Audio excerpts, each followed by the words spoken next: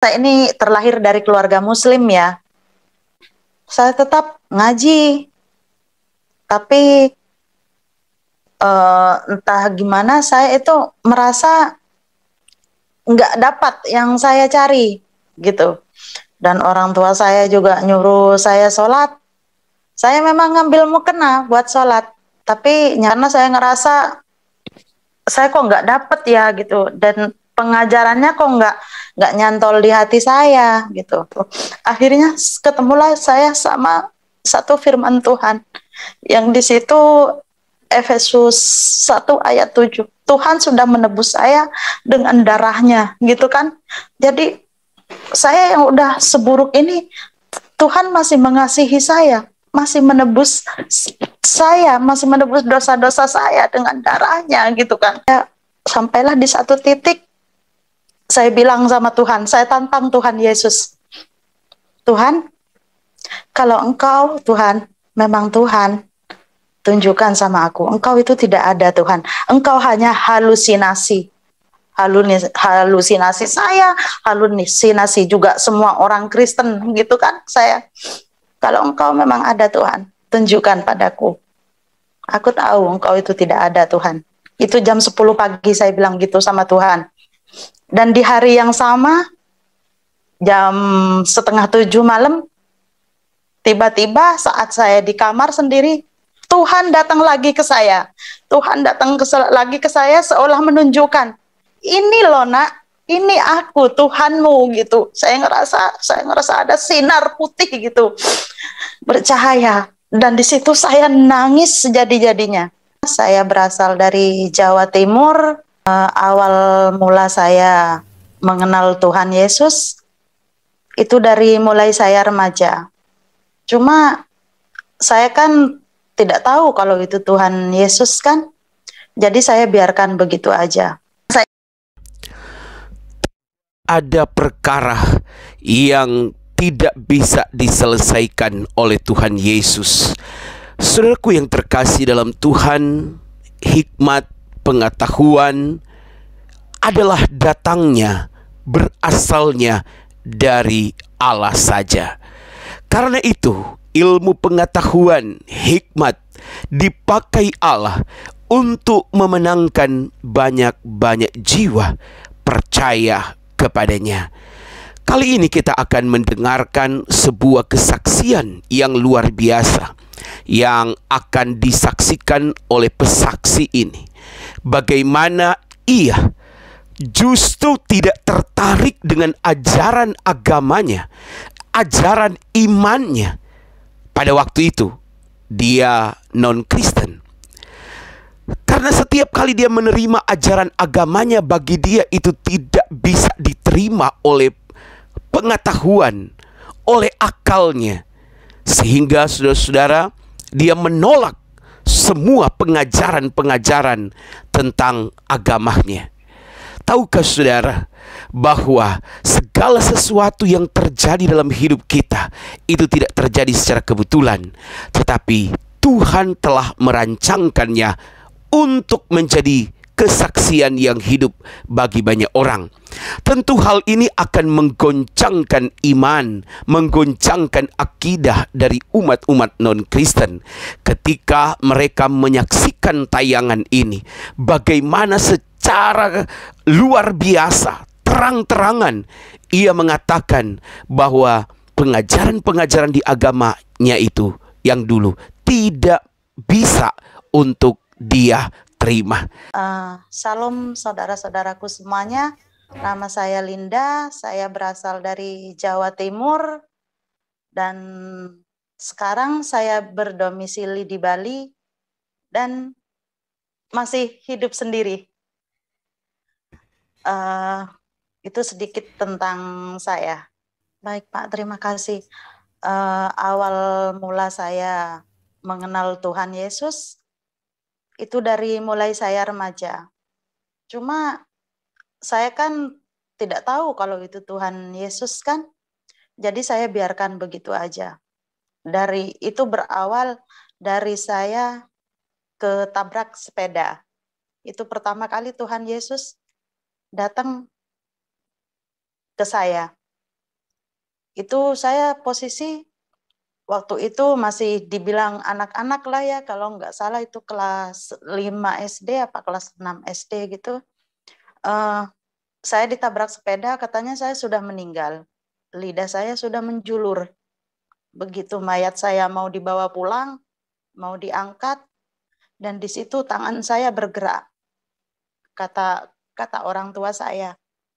Dan di saat saya mengalami kematian itu, saya merasa saya didatangi sosok sosok putih yang itu saya nggak bisa lihat karena dia bercahaya gitu. Dan saya dibawa ke kayak suatu bukit gitu yang bagus sekali dan itu putih. Dan di situ saya suara yang saya dengar itu tempatnya Tuhan gitu. Tapi saya abaikan begitu saja karena saya juga kan masih anak-anak juga gitu. Dan seiring berjalannya waktu, saya juga kan, oh ya sebelumnya perkenalkan saya ini terlahir dari keluarga Muslim ya. Uh, dan waktu itu juga setelah saya sembuh, saya tetap ngaji. Tapi entah gimana saya itu merasa nggak dapat yang saya cari gitu. Dan orang tua saya juga nyuruh saya sholat. Saya memang ngambil mukena buat sholat. Tapi nyampe di tempat sholat saya cuma tutup pintu, saya duduk aja. Saya nggak sholat gitu. Karena saya ngerasa saya kok nggak dapet ya gitu. Dan pengajarannya kok nggak nyantol di hati saya gitu. Dan singkat cerita, saya remaja, hidup saya karena orang tua saya sibuk semua dua-duanya kan. Saya broken home, saya ngerasa kesepian, saya sering berontak sama orang tua, saya minta kasih sayang sama orang tua gitu. Saya tahu orang tua saya dua-duanya sibuk kerja itu semua demi saya. Tapi namanya saya anak remaja, saya kan pengen disayang sama orang tua kayak gitu. Karena saya nggak merasa mendapat itu, saya larinya ke narkoba, minum-minum terus, tiap hari minum-minum terus. Dan di situ hidup saya sudah buruk dan buruk sekali. Akhirnya saya, singkat cerita, saya kenal sama seorang laki-laki, beliau juga Muslim, dan kita kenal kira-kira belum 2 minggu kenal, udah memutuskan menikah. Waktu itu setelah saya menikah, saya bilang sama mantan suami saya, kalau saya lebih nyaman di Kristen, karena serentan berjalannya waktu saya baca teratap kayak gitu. Saya siapa sih Tuhan Yesus ini gitu kan? Dan saya terima Tuhan Yesus benar-benar tidak ada yang menginjili saya, tidak ada yang membimbing saya, tidak ada yang mengenalkan Tuhan Yesus ke saya. Jadi saya cari tahu sendiri. Saat saya bilang sama mantan suami saya nggak setuju gitu. Uh, dan juga saya juga nggak terima pengajaran pengajaran di agama saya, kalau laki-laki boleh menikahi lebih dari satu perempuan. Karena di keluarga saya uh, ada beberapa yang menganut poligami gitu. Dan saya melihat sendiri pertengkaran demi pertengkaran. Nah, apa ini yang namanya rumah tangga gitu. Jadi udah bertentangan dengan saya. Dan saya mulai cari tahu dalam dalam kekristenan itu bagaimana gitu kan. Dan di situ biarpun saya udah menikah juga suami juga latar belakangnya sama saya juga. Dia suka minum juga, suka narkoba juga gitu. Akhirnya amburadul lah hidup saya. Dan Tuhan Yesus beberapa kali datang ke saya, tapi saya membiarkan gitu aja Tuhan Yesus. Dan saya juga tetap dengan kehidupan saya yang mabuk tiap hari. Saya sampai terkenal di kampung saya. Sampai terkenal saya ini perempuan pemabuk. Karena memang tiap hari saya mabuk, mabuk, mabuk, dan mabuk terus. Tiada hari tanpa saya mabuk. Di mana di situ ada pesta minum-minuman. Dan saya datang. Dan itu pun saya sampai jarang pulang. Gitu. Dan pada saat itu, Tuhan datang terus ke saya. Akhirnya saya mencari tahu, siapa sih Tuhan ini, gitu kan. Dan juga sampailah saya di titik di mana saya mau bunuh diri karena saya sudah nggak kuat dengan hidup saya sudah hancur, hidup saya sudah rusak. Sampai kapan begini terus gitu? Saya juga nggak dapat kebahagiaan. Memang orang tua saya orang tua yang bukan yang kesulitan ekonomi, bukan gitu.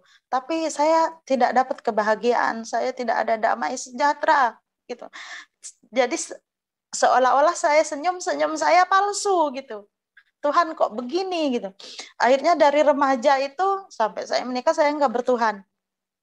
Dan pada suatu malam saya coba mengakhiri hidup saya.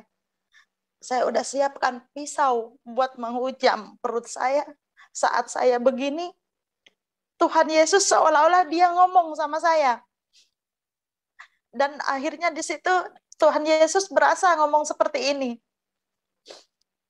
Jangan lakukan itu. Aku menyayangimu, aku mengasihimu gitu. Saya kaget, saya dengar suara seperti itu, saya noleh nggak ada siapa-siapa. Akhirnya di situ saya menjerit, saya mulai lebih-lebih lagi untuk cari tahu siapa sih Tuhan Yesus ini, gitu kan. Akhirnya saya mulai baca-baca Alkitab dan tahu sendiri kan kehidupan para narkoba itu seperti apa. Ya seks bebas semuanya sudah dilakukan. Hal yang paling buruk yang apa sih yang nggak pernah saya lakukan? Semua saya lakukan gitu.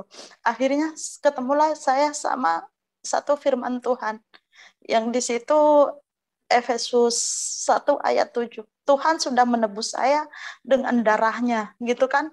Jadi saya yang udah seburuk ini Tuhan masih mengasihi saya, masih menebus saya, masih menebus dosa-dosa saya dengan darahnya gitu kan.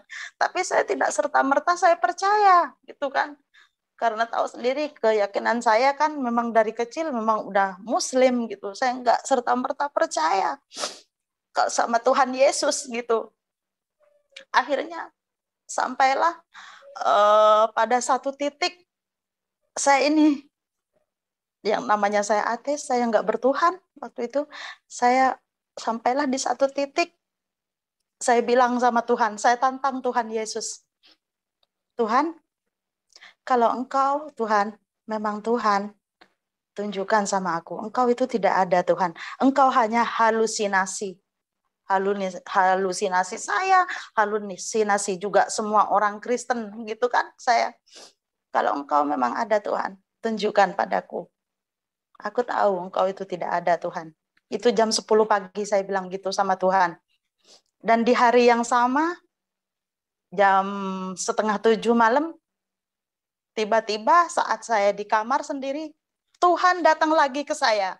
Tuhan datang lagi ke saya seolah menunjukkan, ini loh nak, ini aku Tuhanmu gitu. Saya ngerasa ada sinar putih gitu, bercahaya. Dan di situ saya nangis sejadi-jadinya. Oke Tuhan, gitu. Tuhan. Tapi saya juga waktu itu nggak serta-merta juga. Saya terima Tuhan Yesus gitu. Uh, waktu, nah sebelum itu saya sempat sakit, masuk rumah sakit, dan di situ dokter dan saya nggak sadar, dan dokter kata keluarga saya, dokter sudah memvonis saya sudah tidak akan bisa sadar lagi. Dokter sudah angkat tangan gitu. Biarpun masih cuma hidup saya cuma tergantung mujizat Tuhan. Dokternya bilang seperti itu. Hidup saya biarpun nanti saya bisa sadar, saya akan tuli dan buta gitu kan. Dan satu hari itu saya habis infus antara 7, kalau nggak 7, 8. Begitu terus tiap hari. Akhirnya papa saya memutuskan untuk memindahkan saya ke rumah sakit yang lebih besar. Tapi sebelum pemindahan eh, saya sadar. Dan di situ saya sadar saya nggak ingat siapa diri saya kan. Baru selang beberapa jam baru saya ingat gitu siapa diri saya. Dan di saat nggak sadar itulah Tuhan Yesus juga menemui saya. Saya merasa dibawa ke tempat yang bangunannya indah sekali. Bangunannya indah sekali dan itu ada beberapa bangunan. Dan Tuhan Yesus menunjukkan satu persatu bangunan itu, gitu loh. Eh, ini loh nak bangunan ini gitu. Tapi itu yang bangunan paling paling terakhir, yang paling ujung itu bangunan yang paling besar dan yang paling bagus gitu kan. Kalau engkau bisa mencapai ke situ gitu katanya Tuhan Yesus, engkau akan bersamaku gitu kata Tuhan ke saya. Tapi orang-orang yang aku bawa ke sini biasanya tidak sampai, kebanyakan tidak sampai. Belum setengahnya saja sudah menyerah gitu kan. Eh, katanya Tuhan Yesus gitu.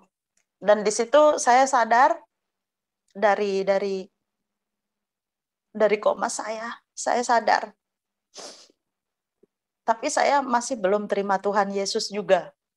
Dan saat Tuhan Yesus menemui saya waktu saya mau bunuh diri itu, akhirnya saya nangis. Saya bilang sama Tuhan, Tuhan, aku juga tidak bisa seperti ini Tuhan. Hidupku udah hancur Tuhan. Aku udah rusak. Aku orang yang paling berdosa Tuhan. Aku sudah tidak ada masa depan. Semua hal buruk saya lakukan. Cuma membunuh aja saya tidak lakukan. Hal-hal terburuk di dunia ini semua sudah lakukan. Tuhan, oke Tuhan. Saya negosiasi lagi sama Tuhan. Terus saya bilang gini, oke Tuhan, saya akan datang ke dua tempat ibadah Tuhan. Datang ke masjid dan datang ke gereja Tuhan. Di mana di situ saya mendapatkan damai dan hati saya bergetar, disitulah Tuhan saya. Gitu saya. Akhirnya saya datang ke masjid. Saya lihat orang-orang ngaji. Saya lihat sampai saya duduk lihat orang-orang ngaji di situ sampai lama. Saya nggak merasakan apa-apa. Akhirnya saya pulang. Oke, sekarang Tuhan, aku mau ke gereja. Gitu kan. Saya belum masuk ke pintu gereja, saya baru di halaman gereja. Saya di situ udah nangis sejadi-jadinya, saya merasakan hadirat Tuhan. Terus saya masuk ke gereja. Saya bilang sama Tuhan, Tuhan, disinilah memang tempatku Tuhan. Aku tidak peduli Tuhan, mau aku berdosa atau apapun Tuhan. Mau apapun yang terjadi dalam hidupku, aku nggak peduli Tuhan. Aku mau mengikut Engkau Tuhan. Aku mau jadi anakmu Tuhan. Gitu saya. Jadi saya ikut Tuhan Yesus secara sembunyi-sembunyi. Jadi di rumah biarpun saya disuruh sholat, saya tidak pernah sholat. Memang saya ambil mukena tapi saya duduk gitu. Saya merenung. Saya berpikir tentang Tuhan Yesus terus gitu kan. Akhirnya lama kelamaan juga kan nggak mungkin saya sembunyi-sembunyi terus. Tuhan mulai membuka mata saya, membuka pikiran saya gitu kan. Kalau saya ini harus harus total mengikut Tuhan Yesus gitu. Dan singkat cerita saya sudah tidak di rumah lagi dan kakak saya semuanya udah bilang saya murtad, saya sudah berdosa dan nanti orang tua saya, khususnya papa saya yang akan menanggung dosa saya. Tapi saya bilang sama kakak saya, tidak ada orang lain yang bisa menanggung dosa orang lain kecuali orang itu sendiri gitu kan. Tapi tetap saya dibilang murtad dan keluarga saya, teman-teman saya nggak ada yang bisa menerima, nggak ada yang bisa menerima dan mantan suami saya juga begitu karena juga saya ada rasa kecewa juga kan saya sama mantan suami saya. Eh, dia bilang ke saya waktu dia nyuruh saya hamil, terus tapi dia bilang begini, kamu harus hamil tapi yang lahir harus anak cowok. Kalau anak yang kamu lahirkan bukan cowok, nanti aku akan menikah lagi. Karena nggak ada penerusku kalau bukan cowok gitu kan. Di hati saya kan berpikir begini, semuanya kan Tuhan yang ngasih. Saya nggak bisa. Saya nggak bisa membuat jenis kelamin anak saya ini harus laki-laki gitu kan. Tapi emang benar anak saya laki-laki lahirnya. Tapi di situ hubungan saya sama suami saya sudah hancur, sudah rusak gitu. Singkat cerita, saya sudah nggak di rumah lagi karena keluarga saya sudah tidak mau lagi sama saya. Di samping saya nakal juga, terus saya udah jadi pengikut Tuhan Yesus, keluarga saya, teman-teman saya, saudara-saudara saya sudah tidak mau lagi sama saya. Bahkan saya pulang ke rumah pun, setelah saya pergi dari rumah, pulang ke rumah pun masih belum ada yang menerima saya. Semenjak pergi dari rumah itu, saya pergi dari satu kota ke kota lain. Saya mencari di mana Tuhan menempatkan saya. Saya ke Jakarta, saya hidup di Jakarta, saya hidup di Ngawi, di Solo, di Jogja. Semua tempat saya sudah kunjungi. Dan sampailah saya di Bali. Dan sebelum saya sampai di Bali, saya udah bercerai sama suami saya kan tahun 2018 apa 2017 gitu. Saya berhubungan sama seorang laki-laki. Dan laki-laki itu nggak tahu kalau saya udah mengikut Tuhan Yesus, dikira saya masih Muslim gitu. Terus laki-laki setelah berhubungan selama beberapa bulan, si laki-laki ini bilang begini ke saya, kok aku meragukan agama kamu ya? Kalau aku ajak kamu ngobrol sharing tentang agama Islam, kok kamu nggak nyambung ya? Tapi saat kamu ngomong tentang kekristenan, kamu berapi-api. Sebenarnya agamamu apa sih gitu kan? Saya bilang, iya saya sudah mengikut Tuhan Yesus gitu kan saya sama laki-laki pacar saya ini kan. Terus dia bilang gini, aku mau menikahimu bulan 4, tapi kamu harus diislamkan lagi gitu kan.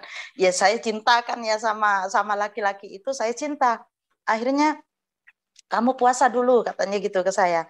Nanti kita ke Madiun, kamu mau diislamkan lagi sama Pak Kiai saya gitu, dia bilang. It's okay lah. Saya puasa 1 hari. Berangkatlah saya dari Surabaya ke Madiun. Udah mau nyampe ke rumahnya Kiai, mungkin kira-kira 5 sampai 10 menit lagi perjalanan sudah nyampe ke rumah Pak Kiainya. Di tengah perjalanan itu saya bilang sama dia, kita balik ya, gitu kan. Kita balik ke Surabaya gitu saya. Loh ini udah mau nyampe. Enggak, di dalam perjalanan itu saya udah pergumulan. Tuhan, tunjukkan Tuhan, bener enggak ini langkah yang mau saya ambil ini? Saya mau di musim muslim lagi gitu kan, demi seseorang gitu kan, sedangkan itu bukan hati saya Tuhan gitu. Dan di situ Tuhan bilang tidak. Akhirnya saya minta balik, nggak jadi gitu kan. Terus saya bilang, saya tidak akan menukar Tuhan Yesus dengan apapun, dengan cinta apapun, dan dengan siapapun di dunia ini. Saya bilang gitu kan sama pacar saya. Terus pacar saya bilang, kalau begitu kita nggak bisa. Lebih baik kita putus. Baik kita putus. Gitu saya nggak akan menukar Tuhan Yesus. Gitu saya ke beliau. Ya sudah, setelah putus dari dia, Tuhan membawa saya ke Bali. Dan di Bali ini benar-benar Tuhan Tuhan memproses saya yang sampai pokoknya benar-benar luar biasa proses Tuhan. Dari mulai saya di Jawa, saya dihujat, saya dikatain macam-macam, sampai ada salah satu orang yang saya kenal baik, dia sampai bilang ke saya, mana hasilmu ikut Tuhan Yesus? Katanya kamu punya Tuhan Yesus. Buktinya hidupmu sekarang terlunta-lunta kan ngikut Tuhan Yesus. Kamu melarat kan ikut Tuhan Yesus gitu. Terus saya bilang, saya tidak mencari kaya ikut Tuhan Yesus. Tapi saya ingin menebus apa yang Tuhan Yesus lakukan buat saya. Dia sudah mengorbankan dirinya, darahnya sudah tertumpah buat menyelamatkan hidup saya yang sudah berdosa.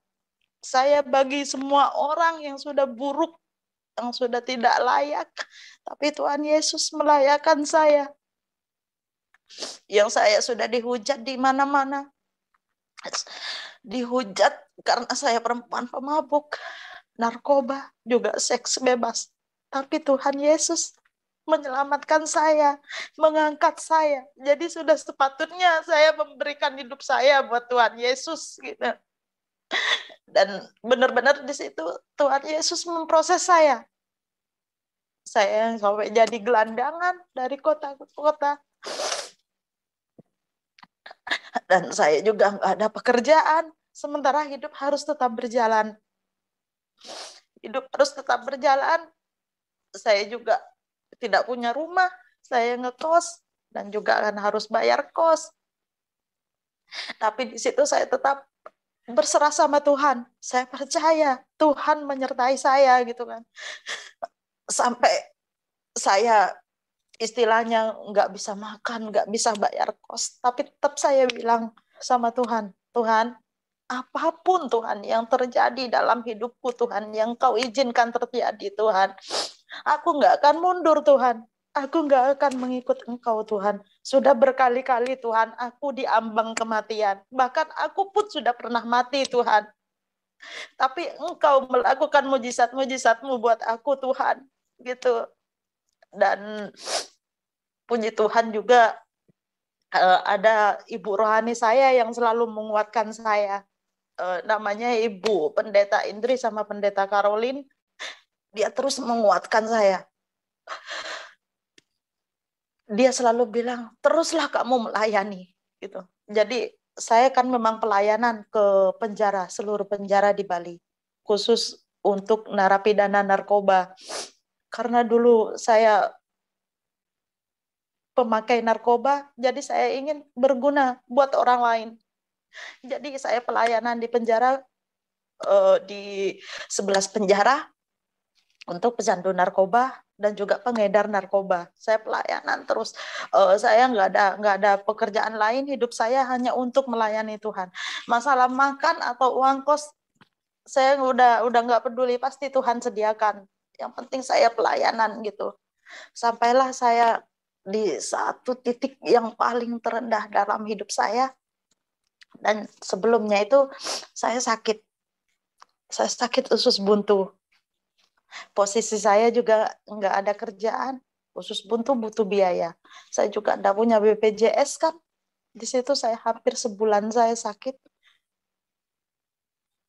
Dan saya bersyukur juga teman-teman di kelas Alkitab saya pada membantu saya. Tapi saya buat saya berobat, tapi saya nggak sembuh-sembuh. Sampai ada 1 bulanan saya sakit. Dan malam itu saya tidak bisa bergerak. Karena sakitnya luar biasa. Saya pontang-panting sendiri itu tengah malam. Dan saya udah ngerasa nggak kuat. Tuhan gitu, saya negosiasi terus sama Tuhan. Nggak tahu, saya udah ngerasa Tuhan itu segalanya. Tuhan itu sahabat saya. Tuhan itu bapak saya gitu. Jadi saya kayak ngobrol terus itu sama Tuhan. Tuhan, jangan ambil nyawaku sekarang ya Tuhan. Bukan karena aku belum siap Tuhan, tapi tugasku belum selesai Tuhan untuk melayani Tuhan gitu. Terus akhirnya saya pelan-pelan saya merangkak, saya duduk. Saya berdoa sama Tuhan, saya pegang perut saya yang usus buntu ini, karena usus buntu memang harus dioperasi. Kata dokternya kalau nggak dioperasi nanti bisa busuk kan. Saya berdoa sama Tuhan malam itu. Saya berdoa minta kesembuhan dari Tuhan Yesus. Wow, Tuhan Yesus ajaib, Tuhan Yesus luar biasa. Detik itu juga saya sembuh dari usus buntu saya. Saya sampai nggak percaya. Tuhan, bener nggak ini Tuhan? Kok aku udah nggak ngerasain apa-apa ya Tuhan gitu. Dari situlah saya semakin cinta sama Tuhan Yesus. Biarpun saya digempur dengan masalah, dengan hinaan, dengan segala macam. Saya dihina, saya dicaci, saya dihujat. Katanya saya nanti ikut Tuhan Yesus, saya bakal kualat, saya bakal apapun. Tapi saya akan tetap mengikut Tuhan Yesus. Bahkan saya diancam sama salah satu komunitas lah. Katanya mau mendatangi saya karena saya memberitakan Injil.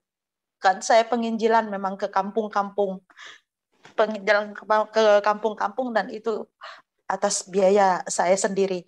Dan itu saya dilarang memberitakan Injil. Katanya saya mau dihakimi, mau didatangi, mau digeruduk gitu. Saya cuma berserah aja sama Tuhan. Tuhan pasti melindungi saya gitu kan. Saya bilang sama Ibu Indri, tenang, nggak usah khawatir, nggak usah panik, katanya Ibu Indri. Nggak usah panik.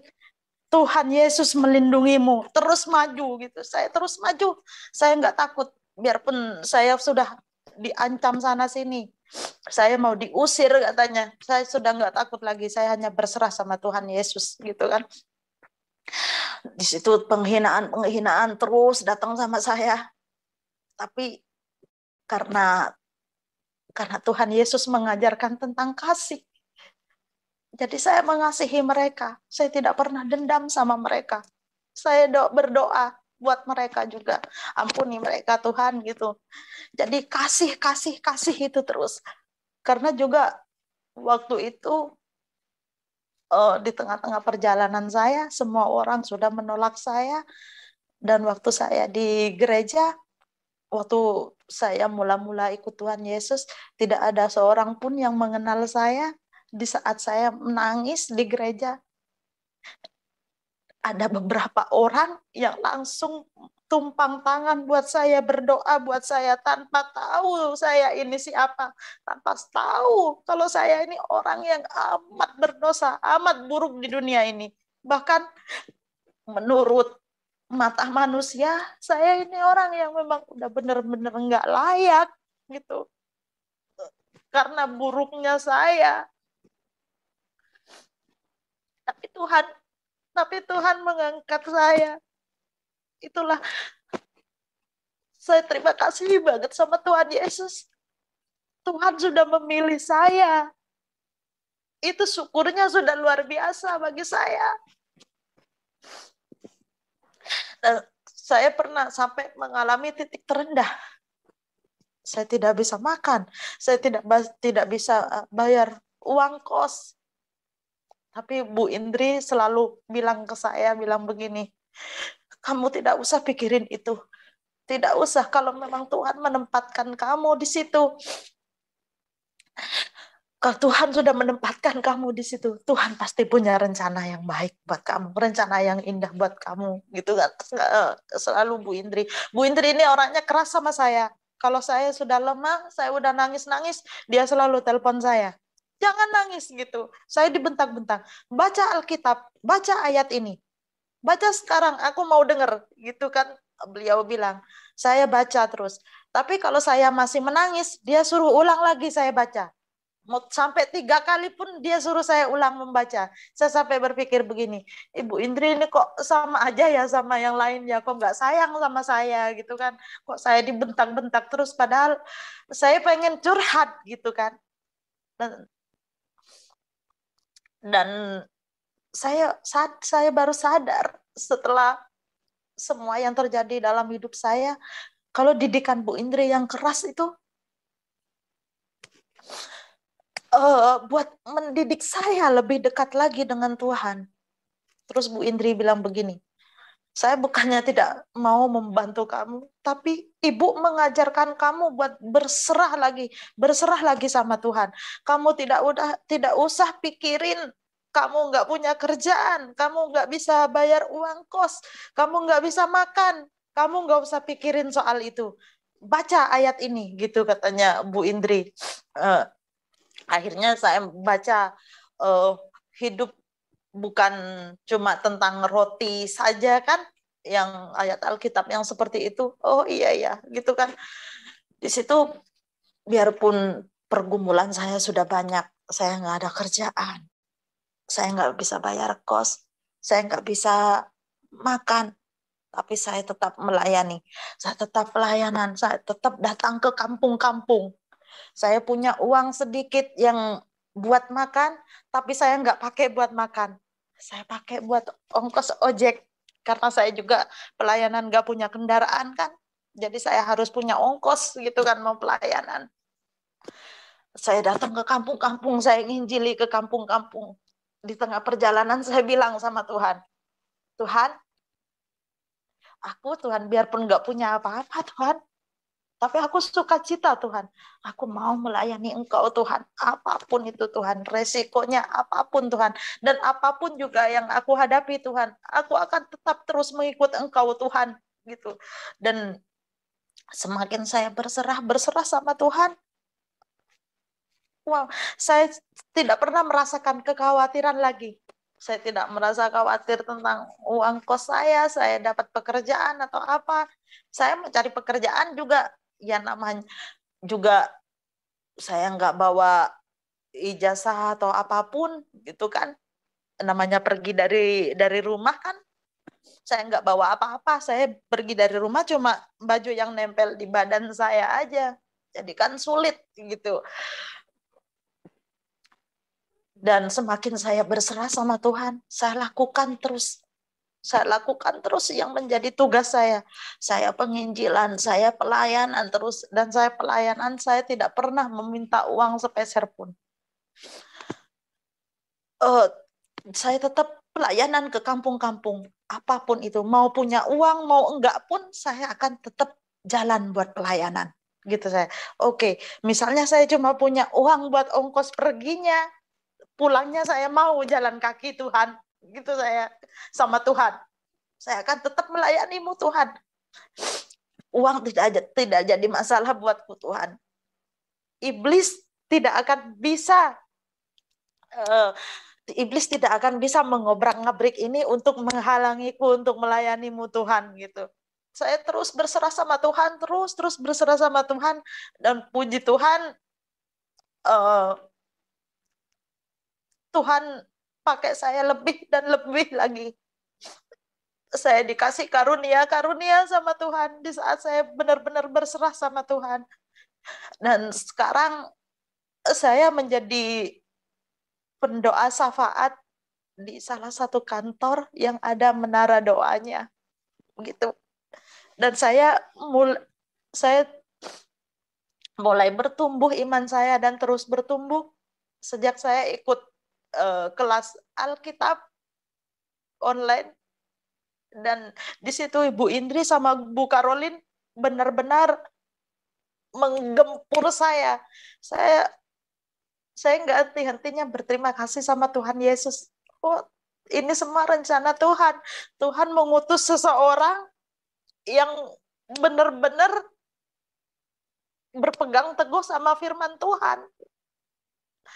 Dan kalau dulu saya mau melakukan apapun, yang penting saya baik di depan manusia. Saya nggak peduli. Di depan Tuhan saya nggak peduli. Yang penting saya baik di depan manusia. Kalau sekarang saya sudah begini, nggak apa-apa saya dinilai buruk sama manusia.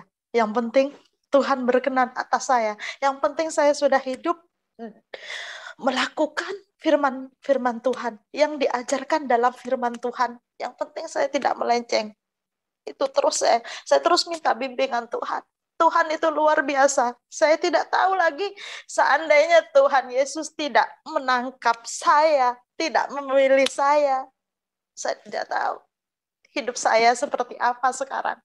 Dan saya kalau ingat itu, ingat kebaikan Tuhan Yesus yang beracara dalam hidup saya nggak bisa menahan air mata saya. Tuhan Yesus benar-benar luar biasa. Dan saya mau mengabdikan hidup saya hanya untuk Tuhan, untuk memuliakan Tuhan. Dan juga biarpun saya dapat beasiswa untuk sekolah teologi, saya nggak ambil. Saya nggak ambil. Uh, saya minta Tuhan bimbing Tuhan gitu kan. Tapi Tuhan bilang, uh, saya merasa enggak, saya nggak mau sekolah teologi gitu kan. Saya hanya pengen melayani Tuhan gitu kan. Saya hanya pengen melayani Tuhan, memberitakan Injil, gitu aja. Saya dalam hidup saya nggak pernah pengen jadi apa atau jadi apa atau terkenal. Saya nggak pengen seperti itu. Saya hanya ingin memuliakan Tuhan. Biarlah Tuhan yang semakin ditinggikan, saya semakin semakin rendah, gitu aja saya di kehidupan saya ini. Karena kita juga nggak tahu hidup ini sampai kapan. Waktunya sudah semakin dekat gitu kan. Bisa saja saya meninggal hari ini juga saya bisa. Terus, dan Tuhan pada saat saya penyembahan, Tuhan mengizinkan saya melihat melihat eh, kematian. Dan di situ benar-benar mengerikan gitu loh. Kalau kita tidak mengenal Tuhan gitu loh. Saya percaya Tuhan Yesus adalah Tuhan dan satu-satunya juru selamat untuk menuju ke surga. Makanya saya sekarang mengejar itu. Karena standar untuk masuk surga itu tinggi standarnya. Saya lagi sedang mengejar itu. Saya hanya ingin mengejar perkenanan Tuhan. Saya tidak peduli saya dibuang sama teman-teman saya, sama keluarga saya, sama siapapun. Saya tidak peduli. Dan juga saya tidak peduli saya nggak punya harta, juga saya nggak peduli. Tuhan Yesus juga, dia nggak mempunyai tempat tinggal, tapi dia di surga. Itulah, saya nggak mencari harta di dunia, saya hanya mencari harta di surga. Perkenanan Tuhan yang saya cari, itu aja. Dan puji Tuhan, biarpun saya nggak punya keluarga, saudara-saudara seiman sayang sama saya. Semuanya peduli sama saya. Sampai waktu itu saya sempat mau diusir, saya mau dihakimi kan sama salah satu, sama orang seberang. Saya mau dihakimi. Tiba-tiba malam-malam Pak Muhammad KC telepon saya. Saya kaget, saya tanya, ini siapa? Oh, saya Pak KC gitu kan. Tahu sama siapa Pak? Nomor saya gitu kan saya. Dari malaikat. Pak KC bilang begitu ke saya. Saya bilang, puji Tuhan gitu kan. Eh, Ternyata banyak ya Tuhan ya yang Engkau utus buatku ya Tuhan ya gitu, buat melindungi aku gitu. Dan itu benar-benar luar biasa gitu loh. Tuhan Yesus benar-benar luar biasa. Saya tidak tahu kalau Tuhan Yesus tidak menangkap saya, tidak tidak menebus saya, entah apa jadinya hidup saya. Dan biarpun sampai saat ini saya masih belum diterima sama keluarga saya yakin Tuhan Yesus punya rencana yang indah buat saya. Itu Pak.